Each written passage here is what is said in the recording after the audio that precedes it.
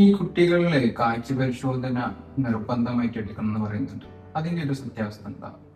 അപ്പം ഒരു നല്ല ക്വസ്റ്റ്യൻ നമ്മൾ ചോദിച്ചത്. കാരണം അതായത് ഞാൻ പലപ്പോഴായിട്ട് കണ്ടിട്ടുണ്ട്, ഇവിടെ ലൈസൻസ് എടുക്കാൻ വേണ്ടിയിട്ട് പുതുതായിട്ടൊരാൾ ചിലപ്പോൾ ആദ്യമായിട്ടായിരിക്കും കണ്ണ് ടെസ്റ്റ് ചെയ്യുന്നത്. ആ സമയത്ത് അവർക്കറിയില്ല അവർക്ക് കണ്ണ് കാഴ്ച കുറവുണ്ട് എന്നുള്ള കാര്യം. ചിലപ്പോൾ ഒരു കണ്ണിനായിരിക്കും കാഴ്ച കുറവ്, ചിലപ്പോൾ രണ്ട് കണ്ണിനും കാഴ്ച കുറവുണ്ടാവും. പക്ഷെ അത് ഇതുവരെ അവർ നോട്ടീസ് ചെയ്തിട്ടുണ്ടാവില്ല. അപ്പോൾ നമ്മൾ ഫസ്റ്റായിട്ട് ഒരാളെ കാഴ്ച ടെസ്റ്റ് ചെയ്യുന്ന സമയത്ത് അവർക്ക് മനസ്സിലാവുന്നത് അവർ കാഴ്ചക്കുറവുണ്ട് എന്നുള്ളത്.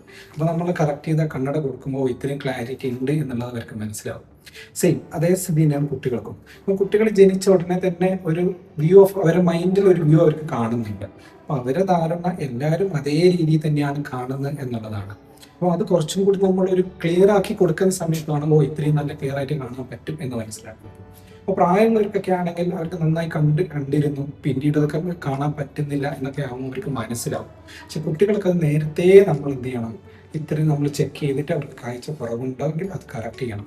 ചില കാഴ്ചക്കുറവുകളൊക്കെ ഈ ആംബ്ലിയോപ്പിയ എന്നതിലൊക്കെ പോകാറുണ്ട്, അതായത് ലേസി ഐ എന്നൊക്കെ പറയും. അതൊക്കെ നമ്മൾ നേരത്തെ കണ്ടെത്തിയാൽ മാത്രമാണ് അതിനൊക്കെ ചികിത്സ എടുക്കാൻ പറ്റുള്ളൂ.